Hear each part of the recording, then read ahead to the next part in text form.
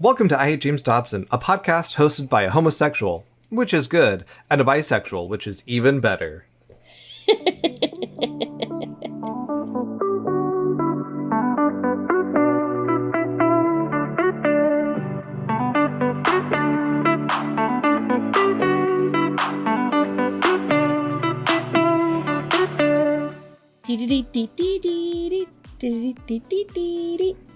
Welcome to I Hate James Dobson. My name is Jake. I'm a former evangelical turned queer sex therapist, and today I'm once again joined by the Princess of Pop, Brooke. Hey, I'm a former nothing turned evangelical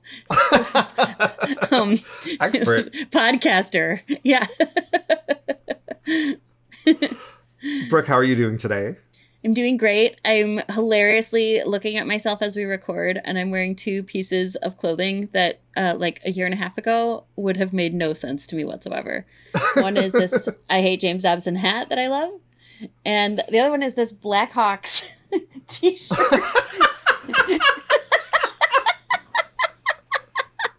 St. Patrick's Day. It just says St. Patrick's Day, Chicago.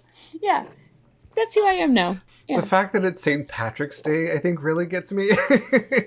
I saw people wearing this when we were there on St. Patrick's Day, and for some reason, like, every fiber of my being was like, I have to have that shirt. I don't know why. I just loved it. There was something calling to me about it. I went to great lengths. It was a very expensive t-shirt, and I was like, I must have it. And now that I have it and I wear it, it makes me laugh so hard every time I see it. It just says St. Patrick's Day, Chicago. It doesn't even say Blackhawks. Anyway, that's my life now. You continue to grow and change throughout that lifetime. Would we say grow? I went to a hockey game. Lifetime. Yeah. That's right. I feel like I might, looking at myself now, I feel like I might be devolving.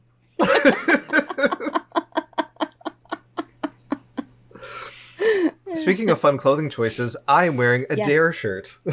Yes! That's amazing. That's so good. Wait, what is Dare? Those dots, what does it stand for? Drugs are really expensive? But R is the R, the A and the R. Drug abuse resistance education, I think. Oh, yeah, okay. Yeah. I took it like 5 times. We're going to talk about it today. I took Dare like 5 times, so I feel like I should know this. What do you mean you took Dare? It was just part of the schools that I was in, just at different points throughout my life. It was just like part of the mandatory curriculum. In 5th grade, we had like a whole 2 weeks devoted to Dare. You get a little workbook. There was a graduation ceremony at the end. It was a big deal. We just had Nancy Reagan. Did you have the sexy lion? No. I don't know what you're talking about.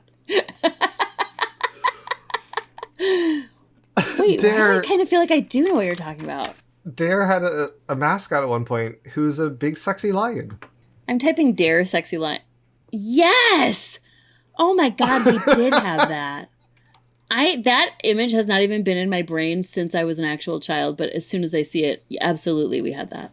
In our latest live stream, we did fan cast the James Dobson biopic. Yes, we did. Biopic. It's a biopic. It's a close race between such stars as Leslie Jordan and Gollum in a suit, who's my personal favorite. But our James Dobson will be played by Kevin Spacey. Yes. It was so good, but we're not paying him. No, not paid. Filmed alone in a room with a green screen, just superimposed. He does not get his own trailer. He doesn't get to go to craft services. Yeah. No. He doesn't get anything. He owes us for allowing him to be in our movie. It's community service that he has to pay for. Shirley Dobson would be played by the brilliant Emma Thompson, which is inspired casting to me. Yes. We will pay her. Yes. We'll pay her his salary too. On top of each other. That's right. Yeah, that's right. Thank you so much to our patrons for doing this. If you want to join us for whatever silliness we get into next time, join us on our Patreon at patreon.com/IHateJamesDobson.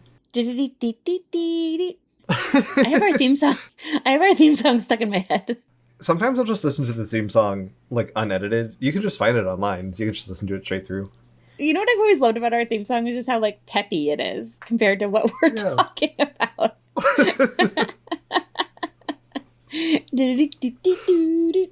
Oh, I have some news to share. I just got done recording the worst of all possible worlds Yeah, Yay! yeah, you did. I said it right. It was very fun. We had a great time. So go over there and listen to that when it airs, which will be sometime in the future.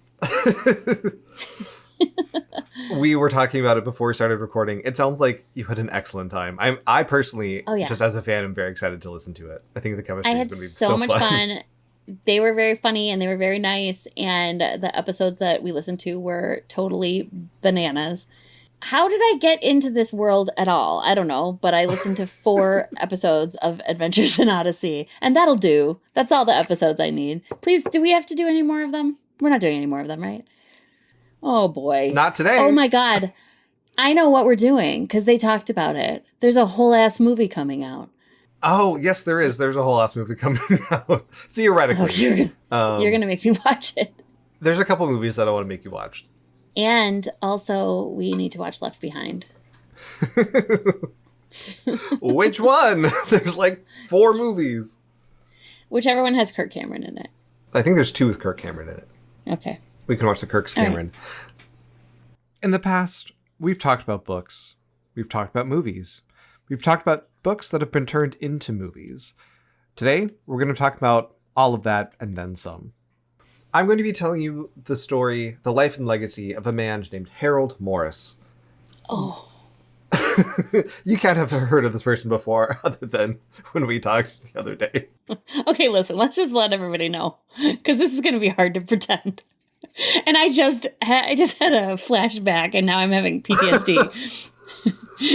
We recorded our episode as regular on Thursday, and then there was a hardware malfunction, and we have to do it again. So Brooke knows Brooke knows as much as she remembers going into this. Very little, but I remember having to listen to an endless amount of clips of this dude talking, and it is painful. And I love you, and I'll do it again. Thank you. Yep. So our source today wasn't written by Dobson. It's not really about James Dobson, but he is present in these pieces of media, and his presence looms large, kind of like The Babadook in the queer horror classic The Babadook 2014. And similarly, you can read his presence in our episode as a metaphor for depression or something. The only thing I like more than the Babadook holding a pride flag, which was around the internet for a long time in 2014, is your Photoshop of James Dobson holding a pride flag.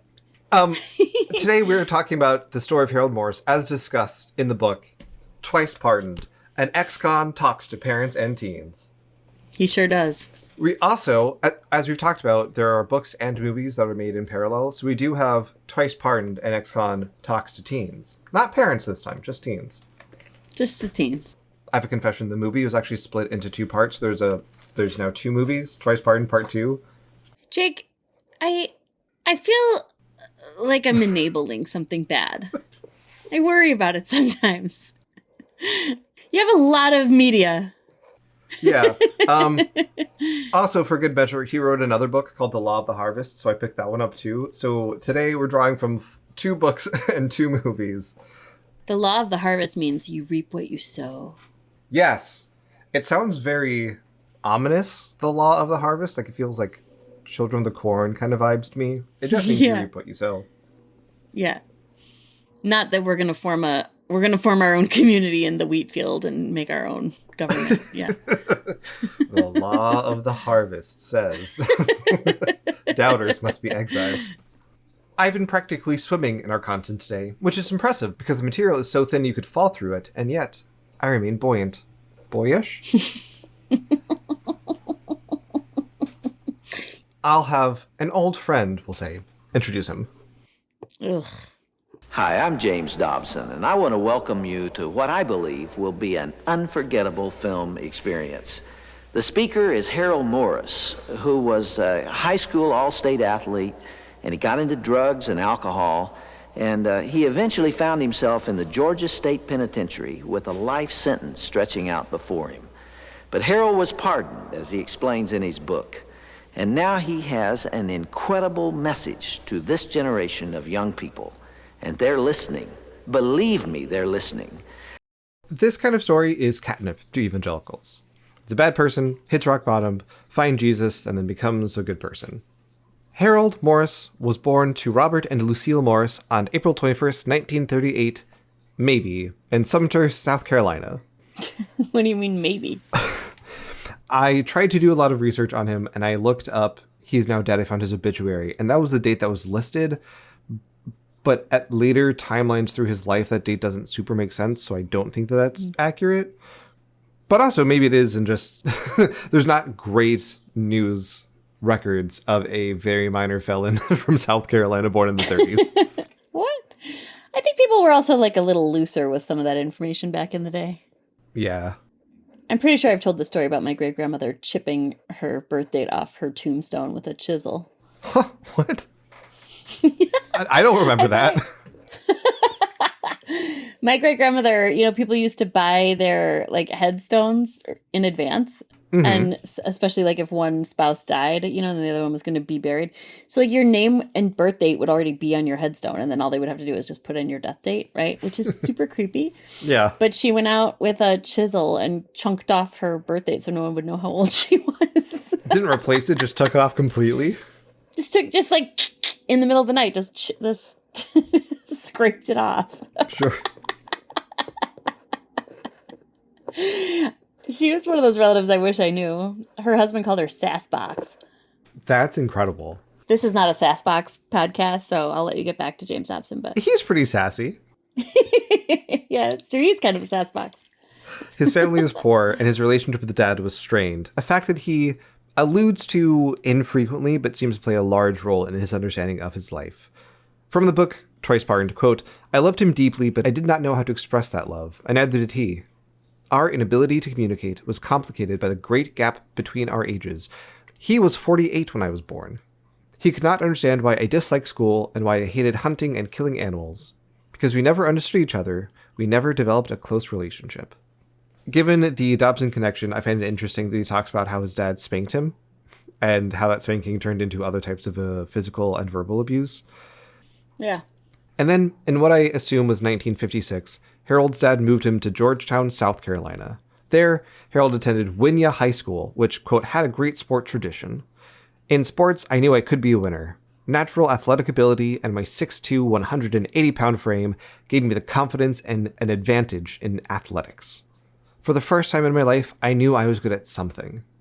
And it seems that he was. Quote, "During my senior year, I served as captain of the basketball, baseball, and football teams. I felt an enormous sense of accomplishment when I was recognized as the best athlete in the school, and I enjoyed the attention the girls gave me." But Jake, how can we be sure that he was really all these things that he says? Well, I am a very passionate person. And is that what we were told? I was able to verify most of these claims. I found online scans of old Winyah High School yearbooks from South Carolina online. He first appears as a junior in the 1957 copy, where he was indeed on the football and basketball teams. The baseball team isn't included for some reason. Maybe it's just a scan that I found. And then in his senior year, he was indeed the captain of the football and basketball teams. He was voted most athletic as his senior superlative. And interestingly, he did not give a senior quote. That's right. Did you have a senior quote? I did have a senior quote. Mine was a song lyric from the Christian rock band 1,000 Foot Crutch. "I want to live, I want to be the change. We could all be kings and queens." Oh, yeah. Well, that's nice. That's a good senior quote. Yeah. What did you have? My senior quote, because I was me and it was the 90s, is an entire Emily Dickinson poem. Okay. The whole poem. How long of a poem, the whole poem? Like, multiple lines? I think most of it. It was "Hope is a thing with feathers that perches in the soul and sings the song without the words and never stops at all," which is the most depressing thing. I don't know what I thought I was saying. Pretty. It's very pretty. And I was torn between that and "Don't Dream It, Be It" from the Rocky Horror Picture Show, which I really wish I had done that instead. That would have been incredible. That's so much cooler. I know. It would have been so much cooler. Yeah, but no, I was a sad little Tori Amos girl, and I had to have an entire Emily Dickinson poem. That's incredible. I don't know why no one wanted to date me in high school. Despite being athletic, Harold did not go to college. Quote, "A number of college recruiters approached me after the game offering me athletic scholarships. As much as I wanted to further my athletic career, my scholastic record worked against me. I had no choice but to reject the offers. He then married his high school sweetheart, Katie, but shockingly, a high school-based relationship did not last. After high school, with no real prospects ahead of him, Harold started drinking and lying about it, scandalizing around town. She found out, they separated, and finally divorced in 1967, where she told him, quote, "You have a very serious problem." Assumedly about alcohol, although I guess she doesn't specify. I think Harold maybe had several very serious problems. Yes. After the divorce, Harold leaned more into drugs and alcohol, and I will let him explain it from here. Growing up in South Carolina, I was an all-state athlete in high school. I captained the football team, the basketball team, the baseball team, had numerous scholarship offers. But I said, I'm not going to college. I'm going to drink beer, chase girls. That's the life. And I began to go to nightclubs. And in there I consorted with all the scum. I met the prostitutes, the drug addicts, the ex-convicts, you name it, they were there. And young people, it took me 1 year to destroy my life. 1 year. I met two men in a nightclub. We go to Atlanta, Georgia, where I now live. We decided to party, to smoke dope, have fun. So we hit all the night scenes for 1 week. We checked out of the motel to go back to North Carolina. And my two friends says, let's go by and visit these girls that we had met in this apartment complex. So we did that, but the girls weren't there. My two friends left my car and went 1.5 blocks down the street and decided to rob a supermarket. They pulled guns on 12 people and told the manager to open a safe. He was getting ready to do that when an innocent bystander was standing there, and he pulled a pistol out of his belt to shoot them, to become a hero. But one of them shot him first. And they ran, came back to where I was 1.5 blocks away, and they said, drive, drive, we shot a man. The worst mistake I've ever made in my life was driving them back to North Carolina. En route back to North Carolina, I asked them what happened, and they told me, and I said, well, did you kill the man? They said, no, he was standing when we left. We're sure he'd be all right. Well, they got out of my car. I never saw them again for 1 year. I was arrested by the FBI. I was charged with armed robbery and murder. The man had died 5 minutes later. Well, I go on trial for my life, the electric chair, in Atlanta, Georgia. My two so-called friends that I haven't seen during this year came in that courtroom, took the witness stand against me, testified they were never tried in a court of law. I was given 2 life sentences, given mercy. I stood in front of that judge that day and heard the saddest words I've ever heard in my life. He said, young man, for the crime of robbery, he said, I sentence you to the state penitentiary at hard labor for the rest of your life. And he said, for the crime of murder, I sentence you the rest of your natural life in the state penitentiary at hard labor. They shackled me down. They took me over to Fulton County Jail, put me in an 8 by 10 foot cell. And I spent over 2 years, and finally I lost my last appeal, and 2 old guards came. They shackled my ankles, they put a chain around my waist and handcuffed my hand to that chain and took me to Georgia State Penitentiary. I'll never forget that day as I stood in front of that big, massive prison. As I started to walk through the door, one of the old guards looked at me and he said, young man, how much time do you have? I said, I have 2 life sentences, sir. He said, how much time have you done on it? I said, I'm just starting out. He said, young man, take a good look at the front door of the prison, because you'll die there. You will never be free again. I looked back over my shoulder. I began to cry. You know why? I believed him. Something doesn't add up. It's so cliche. Yeah. You know, there's so many parts of this that I was able to verify that feel very screenplay-esque, right? Like how perfect it is that he was the captain of all these athletic teams. That's what I mean. Like, it feels like a story he's told a lot of times. It's very curated. Oh, this part, absolutely. He's not, like, really in it. But there's also, I'm really curious about what happened. Like, so he's the captain of all these teams. He's doing great. He's having fun at school. And then he just kind of falls apart. That's what it sounds like from the video. And I think that's a stylistic choice to make him seem more like the teenagers he's speaking to. When you read Twice Pardoned, you get more of the backstory. From the way that he tells it, he had a deep sense of inferiority, largely because his dad was not kind to him. He made up for that through sports. When he lost that post-high school, he only found a sense of belonging through the outcasts, and that's why he lived in a lifestyle of sin and drugs, because it was the only place he felt truly belonged. Gotcha. You're correct. This feels very rehearsed. He has given this speech so many times at this point, I'm sure, because there are large parts of this that are verbatim the same as in the book Twice Pardoned. If you look at the podium that he's at, right above it is the logo Twice Pardoned, and it's exactly the same one that's on the book. Like, this is a product that he's giving now. Right. He also talks very fast. It doesn't like really pause ever. Even when he's transitioning from things, it keeps going kind of at the same pace the whole time. Yeah. Which also means a lot of his clips are quite long. In the story that he tells, he says, it took me 1 year to devolve, essentially. I talked about him being married before. He doesn't talk about that in the movie. The way that he makes it sound to me, his first year post high school, he got arrested for all this stuff. His life fell apart in this way because it took him 1 year. But that's not what he means. It means after he got divorced, it took him 1 year to get arrested. But he was married and out of school for like almost a decade at that point. Right. How old is he when he got arrested? 28. Oh. And I am 28. And so it's like if I was trying to blame... Yes. It's like if I was trying to blame my current day depression on my high school bully. Like, he sucks. I don't have good things to say about him, but I'm depressed for so many other reasons now. That's right. Most of the rest of the book is about him talking about prison life. Things like having to share a cell with a black man when the prison was integrated. Befriending a guy named Sheephead who killed inmates and guards. I don't mean to laugh. Just Sheephead is funny. And having a cellmate get his eyes gouged out for supposedly snitching on a drug deal. No. It gets randomly really brutal. But the next plot point in his life is Harold finding Jesus. It's his inflection point. We're going to watch another clip of this. This is from part 2, and Harold is speaking from the Georgia prison system. Shortly after that, an old high school friend of mine, Cleve McClary, and his wife, Deanna, came to visit me.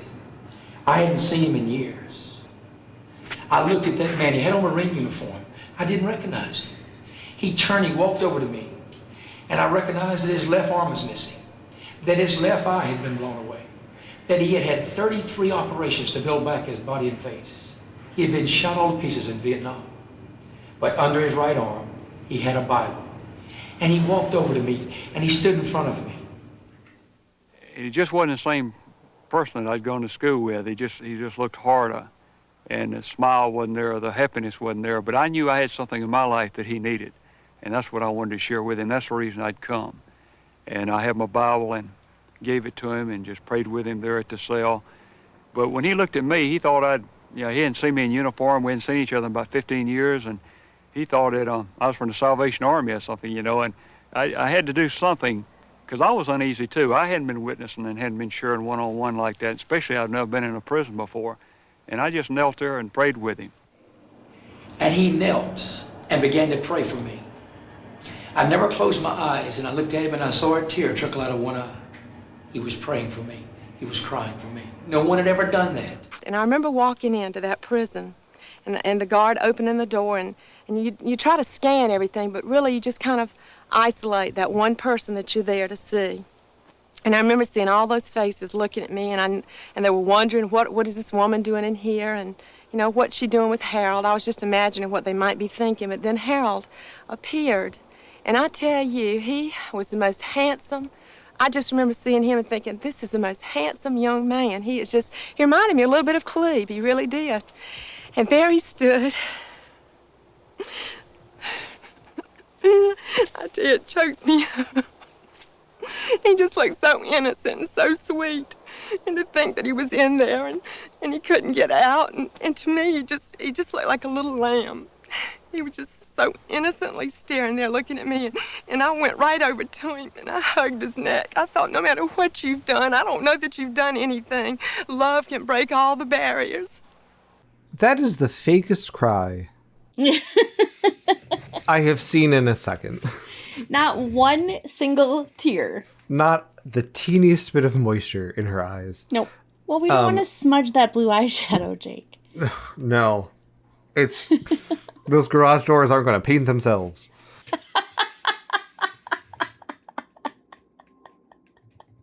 Cleve McCleary is a real person. He went to high school with Harold. Cleve was also in the yearbooks.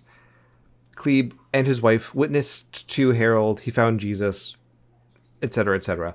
Cleve McCleary, I want to talk about him for a second. I didn't talk about this when we spoke about this the first time. Cleve McCleary is a professional public speaker now. Oh, interesting. This is a kind of a prototype of his whole shtick. Military man, injured in combat. He has his thing, what is it? Fido? Forget it and drive on. Something bad happens to you, just keep going. Keep calm and carry on. But America. He said that he was inspired to join the military because when he was in college, he saw, quote, a startling event on a college campus that changed the course of his life forever. The burning of an American flag by students protesting the Vietnam conflict. Oh, no. And I get it. Burning the American flag is a big political statement. It changed the course of your life forever? Calm down, Cleve. Fido. He also was raised, on his website, was raised on a 10,000 acre plantation in the South Carolina Lowcountry. Plantation? Yeah. Okay. I also want everyone to know that Cleve is the name I'm going to be calling you from now on. You know, I probably could have avoided this if we didn't have to re-record. You probably would have forgotten it. But now that we've had to go over it twice, I think it's going to stick. I had kind of forgotten it, and then now it's really in there. His full name is Patrick Cleburne McCleary III, which is a very Southern name. Shouldn't he be Kleb then? I don't know. It's Cleburne. But he's spoken to a bunch of sports teams. I have their logos in front of me, and I'm sure I could name them eventually. I see the Cowboys. I see the Steelers because they have the text on them. I see the Dolphins because I see a dolphin. He's also spoken to people at Pfizer. Okay. The Department of Justice. And he was personal guest by a man named Doug Mastriano to speak at the Pennsylvania State Congress, the state Senate specifically. Doug Mastriano is a Christian nationalist politician who was at January 6th. Oh, gross. So I think you get a sense of who Cleve is and what he's about. Listen, I'm not trying to be an asshole, but I got a sense of who Cleve is and what he's about when I found out his name was Cleve. Their kindness and generosity moved Harold Cleves and his wife, and he became a Christian. He started to turn his life around in prison, leading a Bible study and doing good things to other people.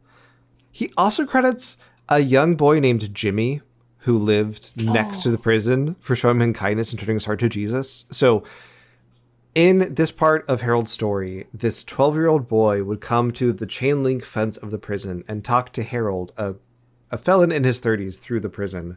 And that kid kind of laid the groundwork for then Cleve to build off of to tell him about Jesus. Let's just talk for one moment about your son heading over to the fence and chatting up some of the 30-year-old prisoners. It's inappropriate. I don't like Harold's relationship with kids, just kind of across the board. And I have no evidence that he ever did anything bad to kids. But it all feels gross and creepy. Yeah, it's weird. I don't think, he didn't have at least not when he was in prison, he didn't have a chance to, but it's still weird, I think. It's very weird. And I get it's a different time, but I still don't think that. I think it's a little bit of the Michael Jackson effect where he still thinks of himself as a teenager. It feels like he kind of gets stuck at that point in his development. For sure. Harold's character improved so much after becoming a Christian that he was trusted with increasing levels of freedom. For example, at the request of Jimmy, that kid, Harold was allowed to begin leaving the prison, going to schools, and speaking to teenagers, warning them of the prison life that lay ahead of them should they drink and do drugs. His reputation grew, as did the fact that he often made the message about walking the straight and narrow, specifically about Jesus. Because of his good behavior, and more importantly, his connections. At one point, he was connected to the person who founded Campus Crusade for Christ. Editing Jake, the guy's name is Bill Bright, and he was one of the people who, among other things, helped found the Alliance Defending Freedom. Oh, really? Which is like a big organization. And so not only like a big organization on college campuses, it had a pretty significant political influence. I think that's how it got connected to Dobson. So because of good behavior and connections, he was given parole on March 14th, 1978, a decade after first arriving in prison. While on parole, he went to Bible school. He made an illegal trip to Israel at one point. It takes up multiple chapters in the book. It's so not important, except for the Christian Zionism. And then later received a full pardon from the state of Georgia in May 1981, the day before he graduated Bible school. I could also verify this. I emailed the Georgia Board of Corrections to ask for a copy of his pardon. That is crazy. What's happening? The story is just so beat for beat what you would write if you were trying to make like a God's Not Dead-esque movie about an ex-convict who found Jesus. So it's like, it's possible those things exist. And it seems like this is really a thing that happened to him. But it just is like so convenient. I liked it when I texted you that one night and I was like, I don't even remember what we're talking about. But you were like, okay, I gotta go. I'm talking to the Georgia State Penitentiary. I was like, oh. Sure. And I was. Good. I was real nervous it was going to be a Ted Bundy thing, but it wasn't, thank God.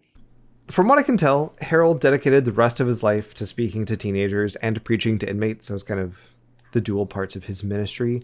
And that is how we get Twice Pardoned. Harold's work continued even after being diagnosed with cancer. And when he died on, according to the internet, June 14th, 2017, his obituary was written about Twice Pardoned and these pieces of media. And like nothing else. So this is, I'm sure there are many people who knew him and loved him, and he had many adventures throughout the course of his life. But as far as the author, the public figure, Harold Morris, his entire life is that mentioned in Twice Pardoned in the book and in the movies. So after he does his Twice Pardoned high school speeches, we never hear about him again. Correct. I was unable to find any other news article about him. Even like finding his obituary took a second of digging and work. Like in 1970, 1980, 1990, maybe he was like there was some talk about him and then just nothing. That's weird, right? I find it a little bit more interesting that James Dobson just kind of dropped him, like that meme from Toy Story, I'm done playing with you now. Just okay, goodbye to this one. Yeah, I mean, I'm not that surprised, actually. So that's the raw material that we're working with. A kid who got mixed up with the wrong crowd, goes to prison, finds Jesus, is reformed, and spends his life helping teens not make his same mistakes. How to craft the story around that is kind of the heart of our episode today. While I have larger systemic critiques, I kind of feel whatever about Harold. Like, thumbs down, but like, my heart's not really in giving the thumbs down. He's someone who changed his life and dedicated it to helping other people not do drugs. Fine. I don't think he does that particularly well. I have problems with how he does it, but like, whatever. It's fine. Shockingly, he doesn't speak well of gay people. What? But he does have a whole chapter in The Law of the Harvest on why racism is bad on like a pretty systemic level. It's genuinely like pretty woke. I was shocked when I read it. So I can't totally just dislike him. It seems like his friendship with the black people he met in prison genuinely did really open up his eyes to the systemic racism. Okay. Okay. I still dislike him, though. Sure. No, thumbs down still. But he's just kind of a dumb, simple, passionate guy who has beliefs that I don't like and a weird way to be around kids. But at the very least, he is nowhere near as odious as a figure as James Dobson. Oh, no. Of course not.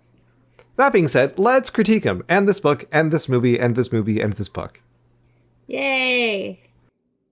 We hate Harold Morris. You hate Harold Morris. I dislike him. I don't like how he talks to teens. Some of it's just like cringe. But you don't need a character like that. You see, he's a Romeo. He's a Don Juan. And that's not what you need. You see, all the girls want a macho man. All the guys want a macho girl. But that's not what you need. Here's what you need. You need a nacho man and a nacho girl.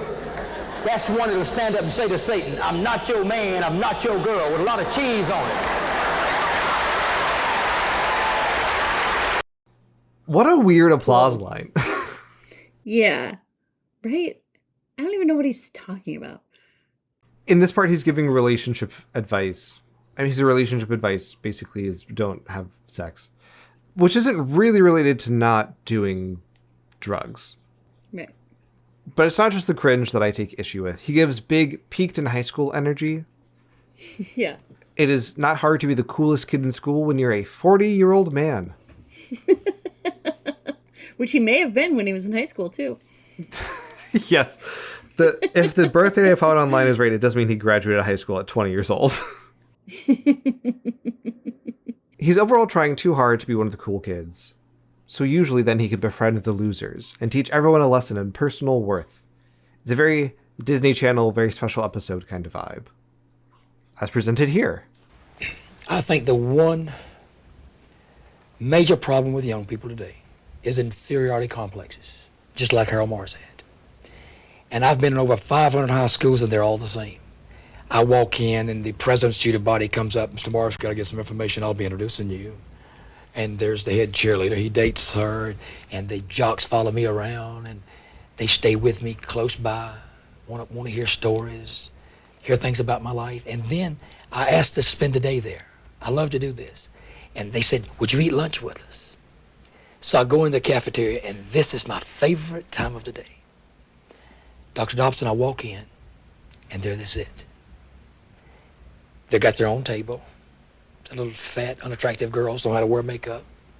A little pimply-faced boy that nobody's ever loved. He can't play athletics. He can't cross the street without falling down. And they're looking at me. But they won't come to me because they feel like I feel like I'm better than them. And I get my tray, and I leave the presidents and the head cheerleader and the up-and-outers, and I walk over to that table. And this is why I'm in the school. And I sit down between them, two little fat, chubby girls that nobody's ever kissed. And I say, you bad. You big bad mamma jamma, bad as you can be. And they just scream. And I put my arm around her and I kiss on the cheek. I talk about what I said that day. And then I lead up to this and I'll say, you know you're special. We're just alike. People tell us that we're nobody, we're not good as them. Did you know that Jesus loves you? Gross. I don't like it. It's very creepy. All of it is so creepy when he's like, the jocks follow me around. They want to be like me. I'm like, no, they don't.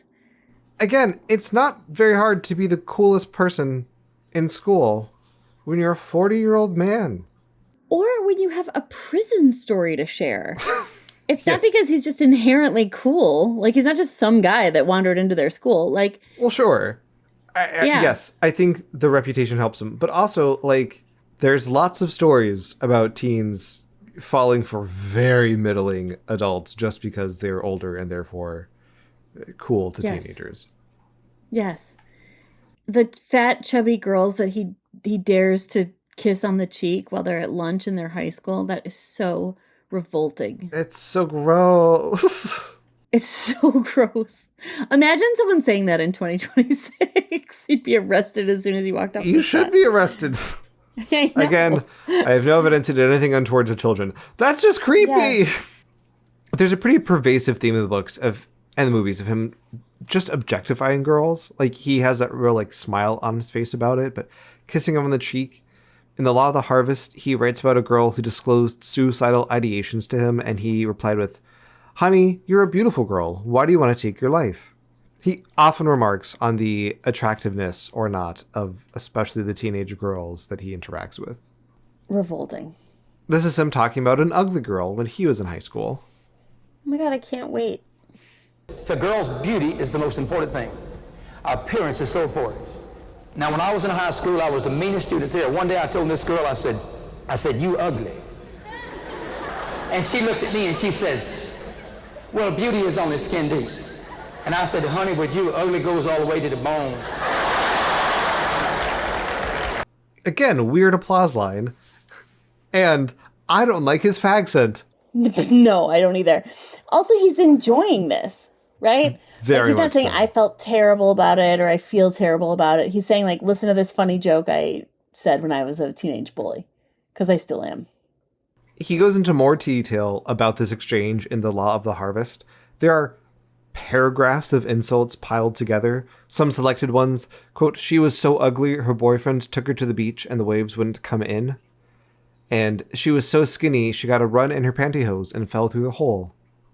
These are yo mama jokes. Mm-hmm.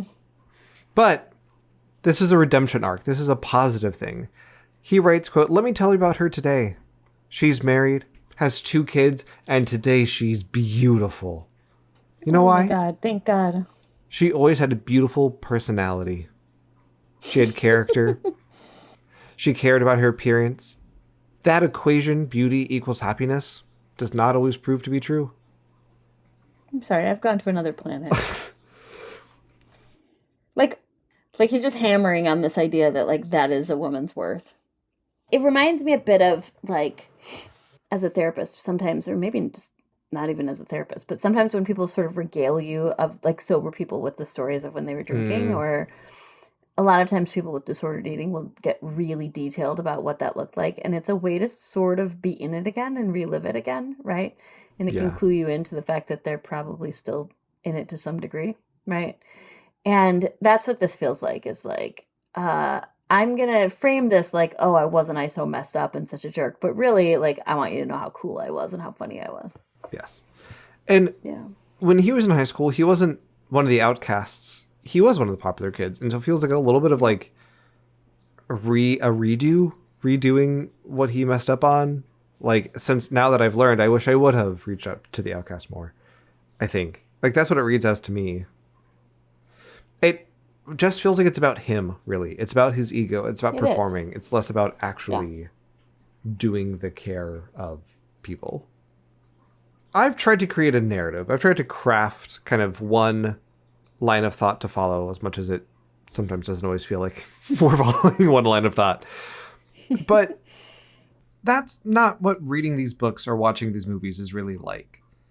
In them, Harold bounces between life in prison, how to resist peer pressure, relationship advice, an anti-suicide message, altar calls, helping people find Jesus in prison and go to college, battling cancer, racism. One of the chapters in The Law of the Harvest is called The Little Things. Little Things is a chapter? Yeah. He was notoriously into miniatures. Little Things is about giving yourself little allowances. This is where he tells the story of Sheephead, who we mentioned earlier. Sheephead went to prison originally because he stole a Pepsi and a pack of crackers. And because of that little tiny sin, he got arrested and started a life of crime and ended up dying alone. He's also gay. It's one of my purple sticky notes. Purple sticky notes every time you mention something gay. Sheephead was also gay, which is part of his life of crime.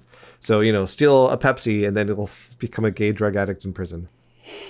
That's the message of the Little Things chapter. Okay, great. His story isn't really focused on anything. My takeaway, like the feeling I got broadly, was an anti-drug and alcohol message. That's why he got mixed up with the wrong crowd. That's why he went to prison. And he connects it to Jesus, but it's more of a motivation than a message. It's not dare to share. It's just dare. But he bounces around a bunch. He gives inspired advice, like don't have premarital sex or don't die by suicide, which just aren't really related. And he's talking to teens about issues affecting them. But this cancer doesn't really have anything to do with that. When the message is everything. Don't get cancer? Is that the message? And like, it's not even like I deserved it, because at this point he'd already met. It's the message of the cancer part is once you're a Christian, things are still hard. Oh. When the message is everything, it becomes nothing. Nothing. Mm-hmm. This is what Dobson says the moral is. This is James Dobson once again, and I want to say thank you, Harold, for showing all of us the real meaning of love by reaching out to Laura in such a caring way. She'll never forget you, nor will we. And for embracing Michael Godwin, who was unlovable in the eyes of the rest of the world. He couldn't give you one thing in return, and yet you became his friend and his counselor. That is, in fact, the message of this film. It's what Cleve and Deanna were saying when they came to the Georgia State Penitentiary, and they told a lonely prisoner named Harold Morris about Jesus Christ and his forgiveness from sin. It's what Cliff Miller was trying to say when he discipled Harold through that steel fence at the prison. It's called Love in the First Degree. And now as we close, I want to invite every person watching this film to turn your thoughts inwardly for a moment. And I'm speaking especially to those of you in the teen years who have felt something stirring in your heart as you watch this film. Somehow you've known that the Lord himself was talking to you. And it was as though he were saying there was something he wants you to do. He was asking something of you. And I believe this is his desire.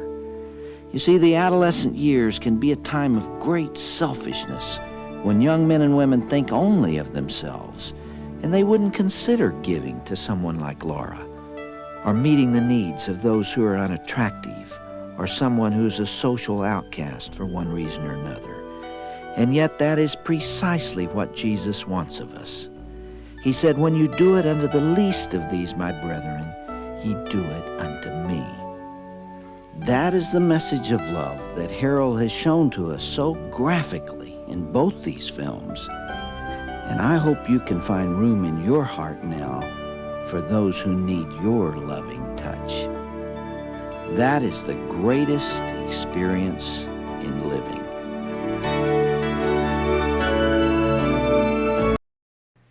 That's not the moral.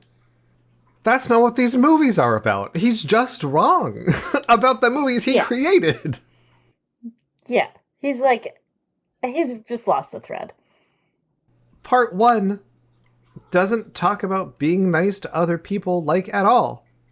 Part 1 is just a badly done dare lecture. Part 2 is about his conversion to Jesus, and I guess it's because people loved him.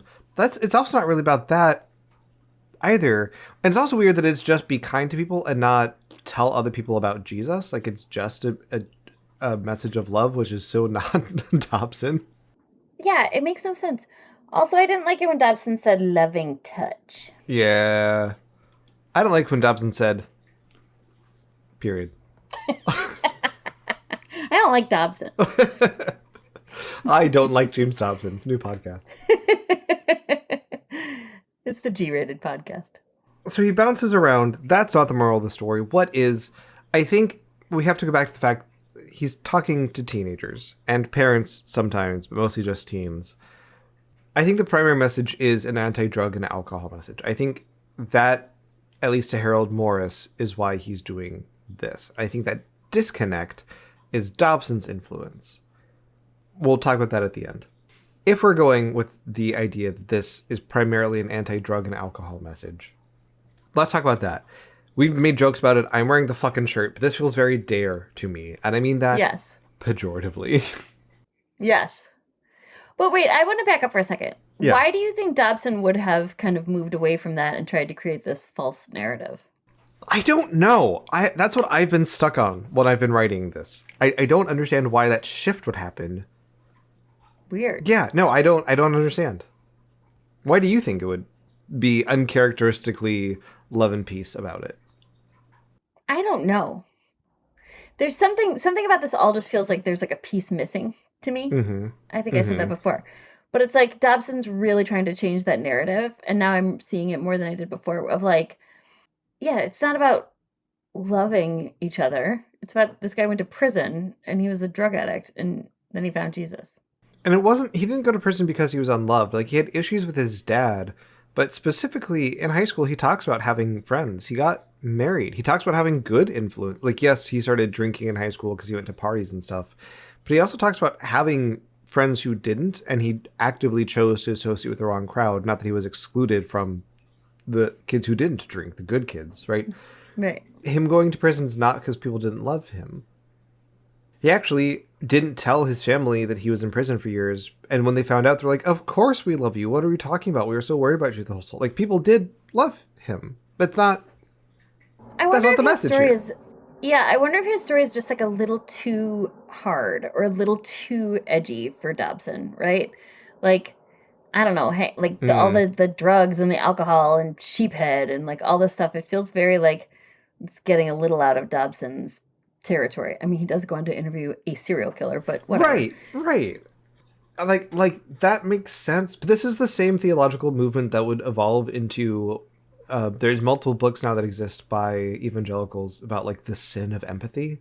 So like, yeah, and this was right around the time that AIDS was happening. So he was not great about gay stuff in a very loud way. So I don't know. Interesting. We'll talk briefly about Dare, mostly because I think it's funny.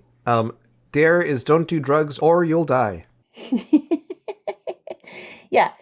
Dare, I was surprised to hear that you had Dare growing up. I thought it was very exclusively an 80s kids thing. It was around for a long time. Do you remember, when did you have to do Dare stuff in school? So that's what I was saying earlier. We didn't do Dare stuff. Like, it just was a thing. No. Oh. Like, I mean, someone would come to the school and be like, Dare. But it was like a campaign the way that, like, the Truth campaign was a campaign. Like, it wasn't, we didn't have, as far as I remember, we didn't have, like, Dare activities or classes or anything like that. Interesting. We just were like, Dare. And there was commercials and, you know, it was a whole kind of movement. And they talked about it a lot on TV, like kids' TV shows. And Nancy Reagan was really pushing Dare. It was around. I think it came around when I was in elementary school. Dare was launched in 1983. Oh, okay. So even younger. Yeah. It was a darling of throat goat Nancy Reagan. Jake. She did not start it. She just kind of like plucked it and said, that's going to be my cause. And it really was dare to say no to drugs. Just say no was a big part of this. Yeah. Just say no. It's that easy, everyone. Somebody offers you drugs, you just say no. When we spoke before, you mentioned a lovely gentleman by the name of Punky Brewster. Not a gentleman. Punky Brewster was a little girl. Until last we recorded, I was under the impression that Punky Brewster was a boy. No, Punky. Her name was Penelope, and they called her Punky. That's very cute. Yes. I think someday I'm going to have a cat named Punky. Punky Brewster was my childhood icon. I dressed like her. I kind of looked like her. We were both orphans. JK, I had some parents. The 80s loved an orphan story, though. It was great. She lived with Henry, and she had a dog, just like, you know, she had the whole thing. But anyway, she lived in New York in an apartment, and there was a very special Dare episode. And then the woman that played the girl that played Punky became like, with Nancy Reagan, became like one of the major spokespeople. She's gone on to talk about it. Actually, I thought about this later. She grew up around, she was a Hollywood kid, so she grew up around a lot of drugs and alcohol, right? Mm-hmm. Notoriously, Punky had a treehouse, and there's an episode where is that your cat? Yes. Hi, Virgil. How is that even a cat noise? So, Punky had a treehouse. There's a very famous episode where she and her friend Cherry, a.k.a. Cherry that gets stuck in the fridge, they want to join this group of cool girls called the Chiclets. But in order to join this clique, the lead girl of the Chiclets wants them to do drugs. So she brings, in my memory, it was like a giant cigar box, but we just watched this recently and it was actually a small box. But she brings a box of still probably like $1,000 worth of drugs over to Punky's treehouse. And Punky's like, what's that? And I'm going to say it wrong again, but it's just my favorite thing. The girl goes, oh, you know, just some grass, some uppers, some nose candy. Nose candy. This like 12-year-old girl with a scrunchy side ponytail. It's incredible. But that's how misguided this whole thing was, right? That like, in order to join some kids in a cool club, you have to like do cocaine in your treehouse at 4:00 in the afternoon. Like drugs as a hazing ritual is interesting. Yeah, it was very weird. And so, like, those were never situations that ever happened to any of us because they're not real, right? Mm-hmm. Or that there would be some, like, scary man in a trench coat that would jump out of the bushes and be like, heroin! And you'd be like, no! Right?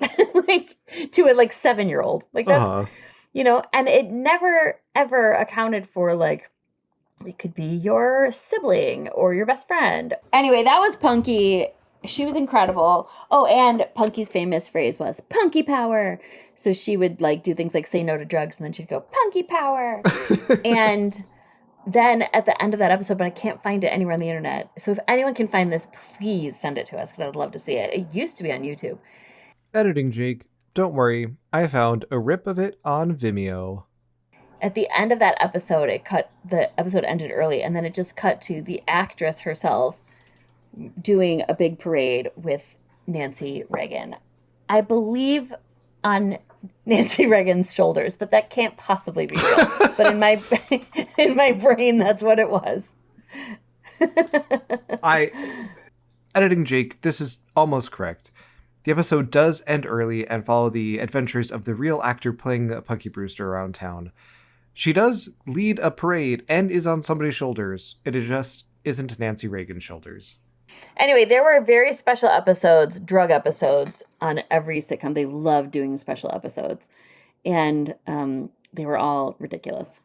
But if Dare came out in 83, and I was in first grade around like 86 or 87, so it was still relatively new.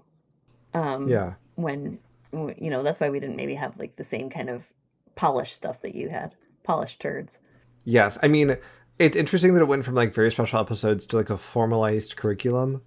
And because I moved around so much, different schools I went to did different versions of it. So I went through Dare a bunch of times. And my plan after this is to smoke weed in my Dare shirt, which I think is going to be very funny. Yeah, that's really a great idea.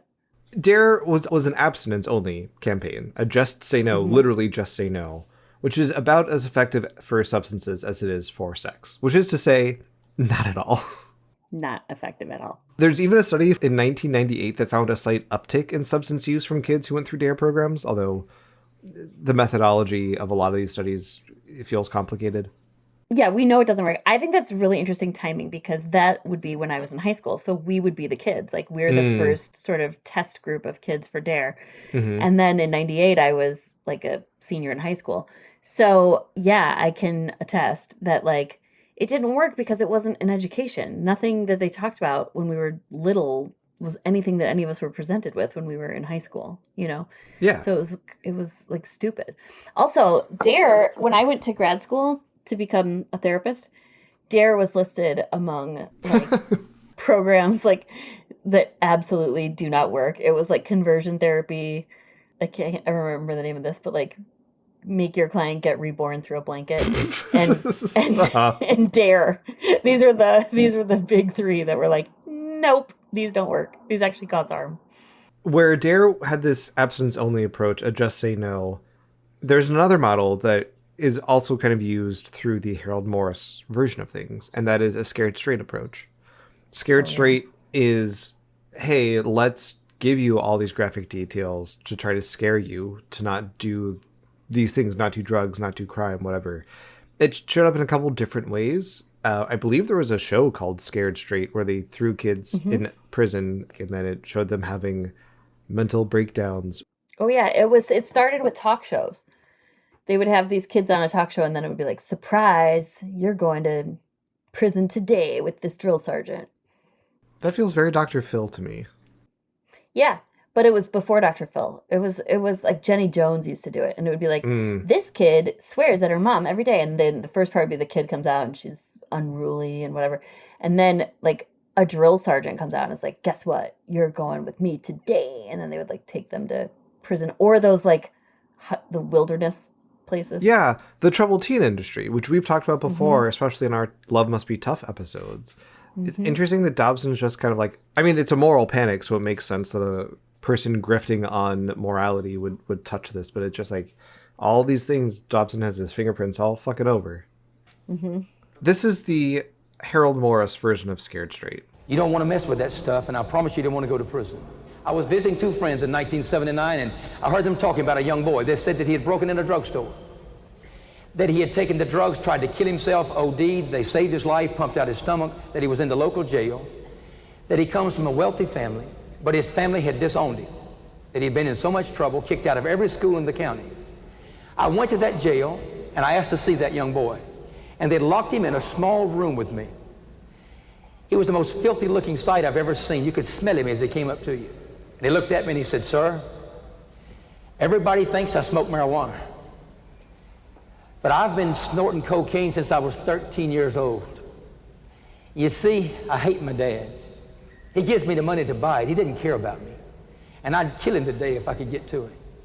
I have no reason to live," he said. I looked at him and I said, "Son, I want to tell you something. I don't know your father, but I care about you very much. And I'm going to get you turned over to me for 24 hours, and I'm going to carry you to Georgia State Penitentiary. I want you to see the place you're going to spend the rest of your life if you continue the lifestyle you're living." Well, arrangements were made, and they turned him over to me for 24 hours. I called the warden, and I asked him if I could see 3 men that were there. I call them the unholy three. The first man that came down was Big Head Yank. He had been there 19 years. It's August the 14th, 1979. It's hot in South Georgia. He has on a sweatshirt, he has a shirt over that, has on a prison jacket, a prison hat, dark glasses, and a scarf around his neck. And he walked up and says, "Hey, punk, what's your name?" And the boy almost forgot his name. He said, and repeated his name. He said, "Sit down, boy." He looked over at the boy and he said, "Boy, how old are you?" He said, "17, sir." He said, "When I was your age, I done come to prison for murder. I done robbed a bank. I rented a motel, filled it up with women, and I've done come here and killed 3 teenagers just like you, boy." And reached in his pocket and pulled out 3 indictments that he had carried around for 19 years. He looked at him and says, "Get off my foot." He said, "Yes, sir." He wasn't even on his foot. Well, directly he left, I called down another. And he sat there and he looked at this young boy and he said, "Son, I want to tell you about my life. You see, at age 10, I killed my mother. I beat her to death with a baseball bat. I've been here 12 years. I've never received a letter. I'll never receive one probably. The only friend I have in the world is Harold. I deserve to die in prison. Son, please, you don't want this kind of life. And I want you to leave here today, and I want you to listen to Harold. He cares about you." And he turned and walked away. I had saved the best to last. His name was Big Mac. He had been in prison 24 years. He weighed about 250 pounds, had tattoos all over him. He had stab wounds all over him. He was a drug addict. He was a homosexual. He walked up to him and grabbed him and lifted him off the floor and said, "Punk, what's your name?" He forgot his name again. He looked at him and reached over and he said, "Listen to me. I don't like Morris. I never have. And I want you to leave here today, and I want you to go out, and I want you to smoke dope. I want you to shoot dope. I want you to rob, steal, murder. Do it all, son, because then you're coming back here." And he says, "I'm going to make you my boy. You're cute." And he lifted him off the floor and kissed him. That young boy went crazy. He ran to the door and said, "Let me out, let me out." And they let him out. All the inmates and the guards were laughing. I was about to crack up myself. I go out to the car, and he's sitting there. I got in the car. I didn't say a word for about 5 minutes. And Rick looked at me, and he was crying. He said, "Mr. Morris, will you help me?" Hilarious. What a good, funny story. I'm glad there's a laugh line there. What a story of love and kindness. I don't like how he talks about sexual violence throughout this book. It's not only bad in that I find it gross, it's also confusing, where it's a very real physical and psychological threat waiting around most corners and prisons. And also kind of a joke. Like, he was getting ready to laugh at the kid getting sexually assaulted. That idea of scared straight not only is not effective, it is consistently associated with an increase in substance use. If scared straight doesn't work, if just say no doesn't work, what does? I am a professional, and so I feel the need to say what we need to do is a combination of harm reduction, education, and community support. Right. You can say to kids, don't do drugs. And to be clear, I am taking the strong moral stance that kids shouldn't do drugs. It's bad for them developmentally.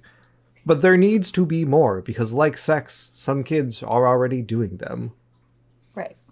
Talk to them about the real risks and effects, not the hyperbolic, if you smoke weed, it's like smoking 10,000 cigarettes. Oh, since I'm home, I do have this to share with you. I have another clip.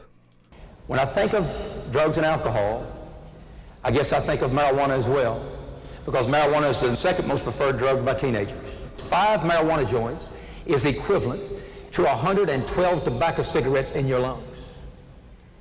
And the great danger about marijuana is you don't know what you're getting. You see, you buy it from the drug pusher, and he's the scum of the earth. He would sell his soul for the almighty dollar. It's really hard to counter that, or to believe that, when the first person you buy weed from is Jerry, who lives down the street. Yeah.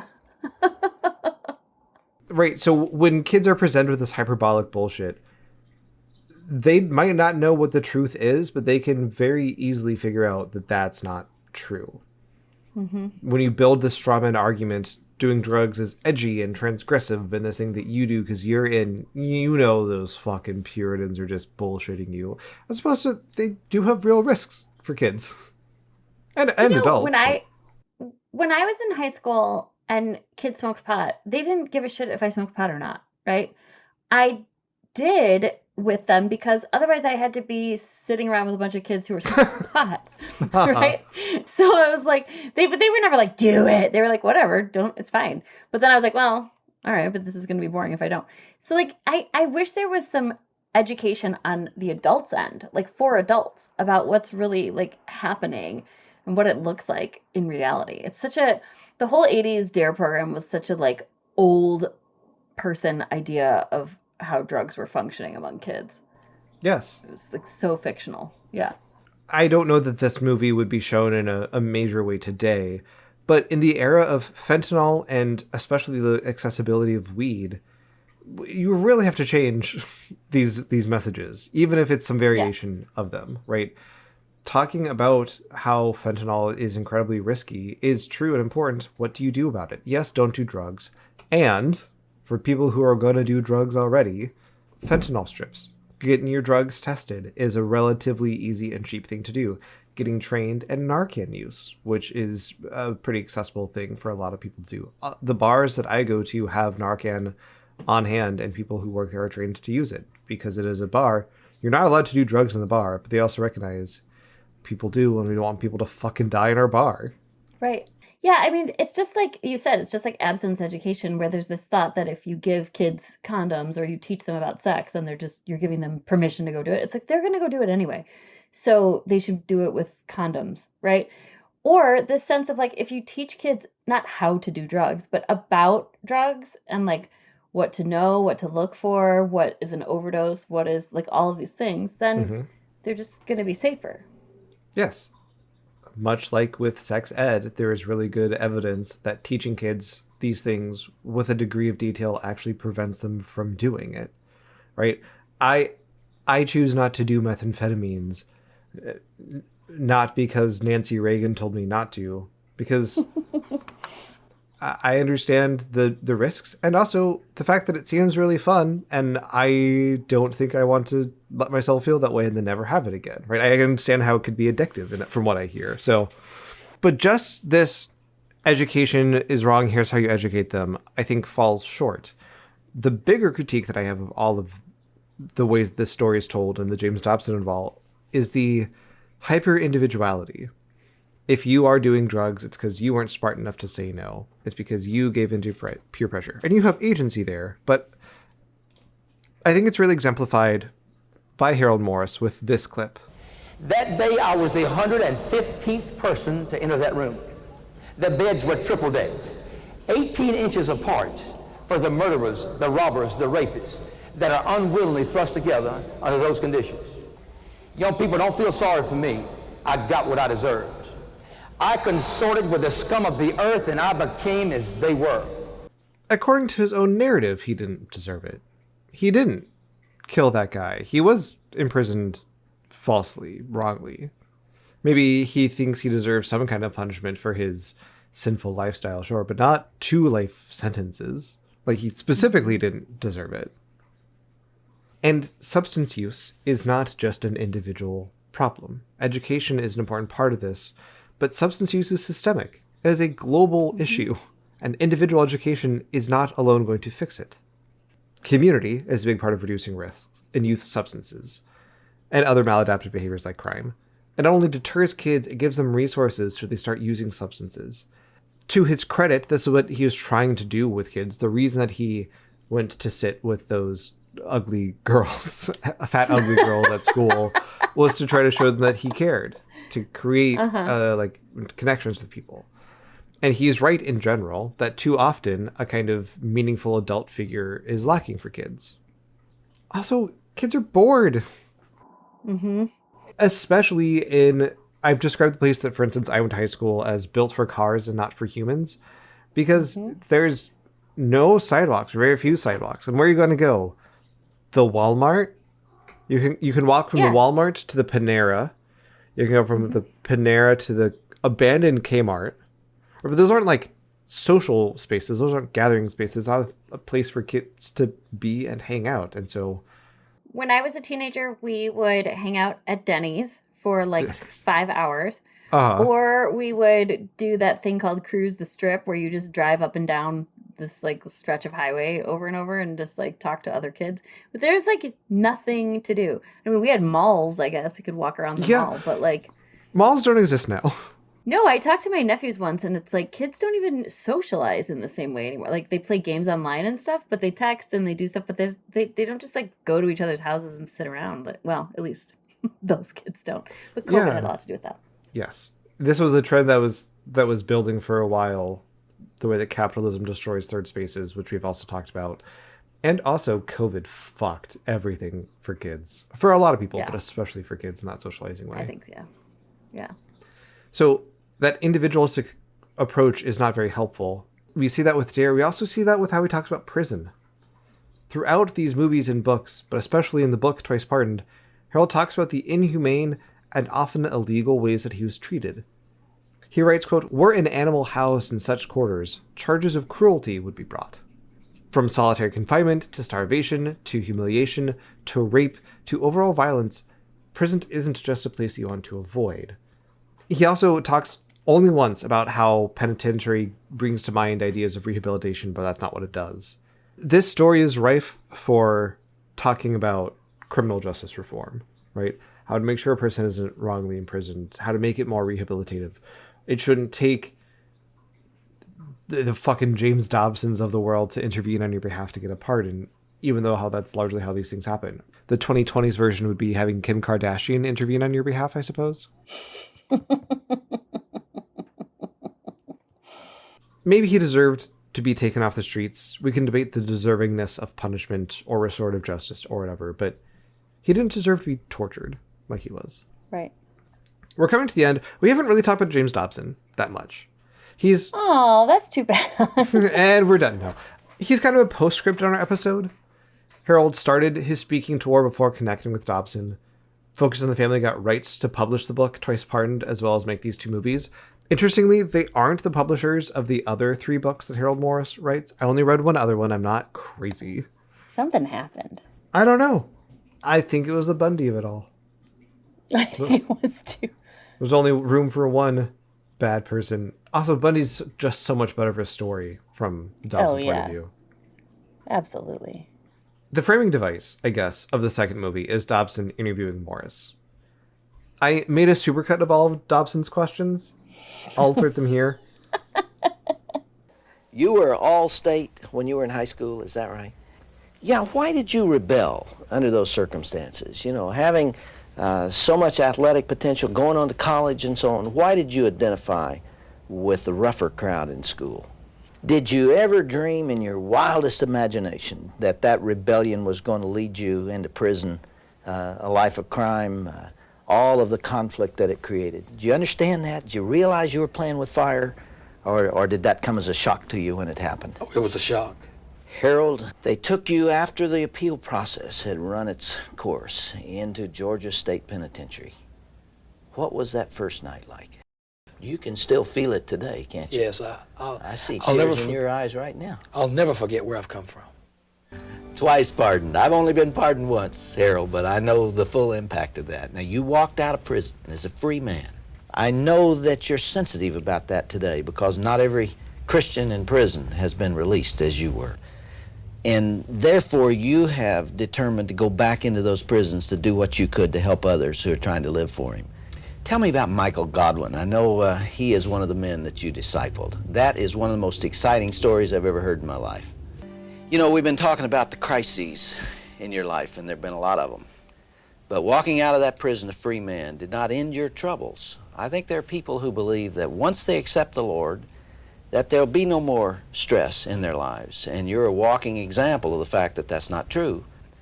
As a matter of fact, you had a mighty big mountain to climb after that, having to do with your own illness and your bout with cancer.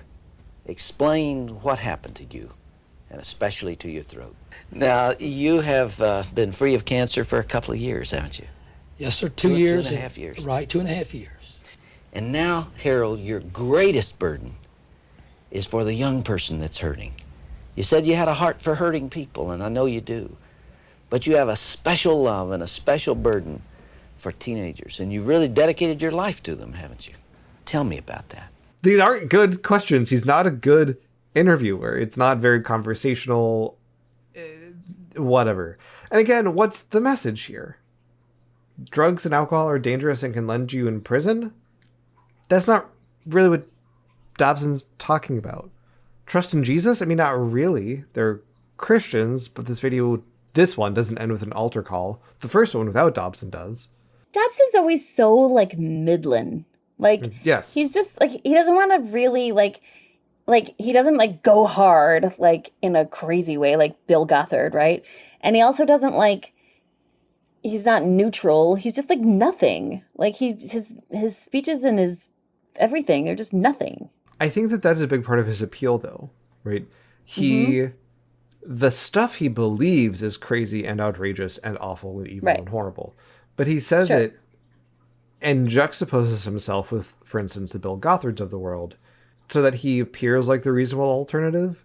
And when you're inclined to believe in some of the things that he believes in already, it's like, oh, well, you know, it's James Dobson. He has a pretty good sense of common sense.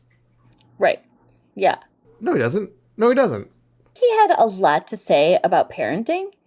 And well, obviously we hated everything he said, but at least he had like a strong point of view about it. Mm-hmm. And then it's like after that, after Dare to Discipline Ka-Chow and like Spank Your Babies, it's like he that was what he wanted to say. And then he's like, uh-oh, I better come up with some other stuff. So here's how to be a boy, and here's how to be a girl, and here's Ted Bundy. Like, it just gets all like meandering after that, I feel like. I think to a lesser extent, that's why Harold Morris's message feels so muddled.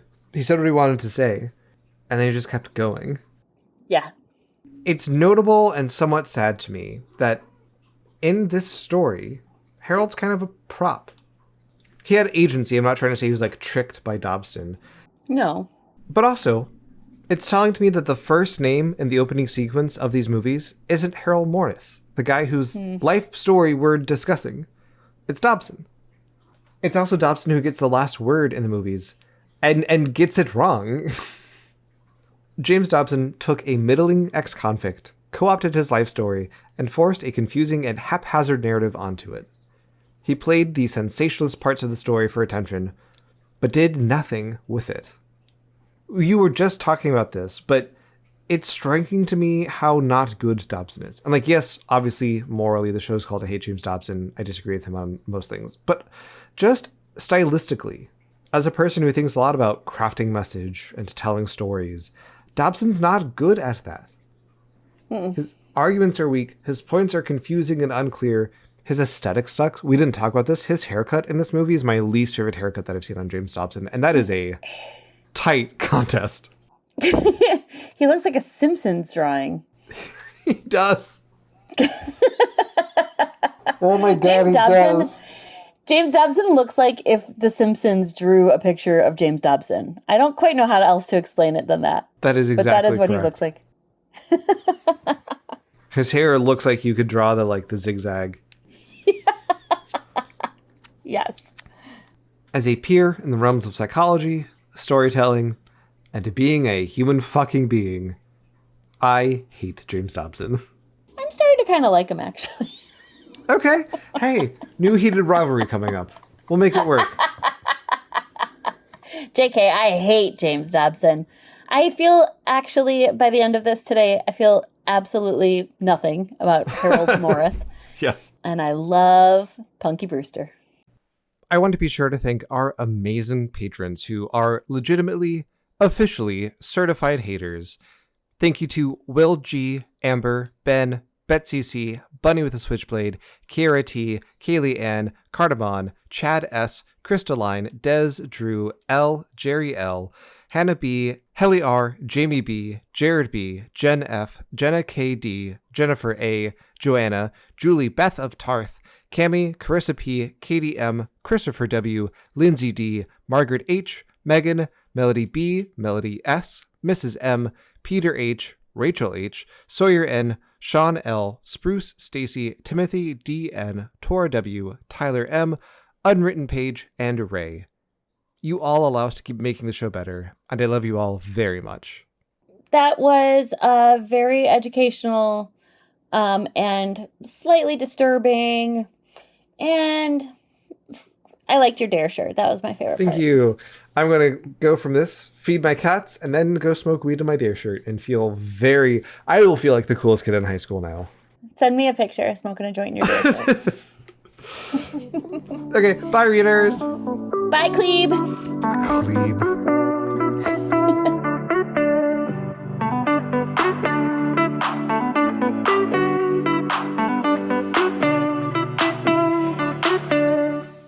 I Hate James Dobson is a product of Red House Media and is a labor of love, spite, written, recorded, edited, and produced by me, Jake. I'm honored to be joined on this journey by my amazing co-host, Brooke. If you're enjoying the show, please consider rating and reviewing it. And if you want to connect with us more, check out our Patreon at patreon.com/IHateJamesDobson. You can find us on YouTube, Instagram, Threads, Reddit, Blue Sky, TikTok, and Facebook at I Hate James Dobson. You can email us at IHateJamesDobson@gmail.com. We have merch available at IHateJamesDobson.printful.me, or, if all of that's too much, simply go to IHateJamesDobson.com to find everything about the show. Our theme music is by Moonmaze, and the song is called Trendsetter. Special thanks, as always, to Drew, Lindsay, DJ, Jack, Gary, and Karina. And thank you, reader, for enjoying our show.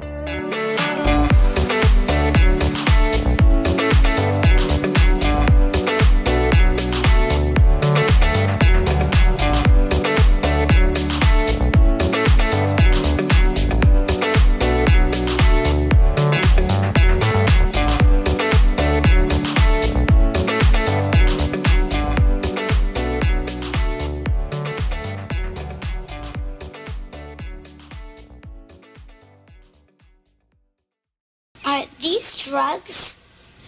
Just some grass, a few uppers, and a little nose candy. Nose candy? Cocaine.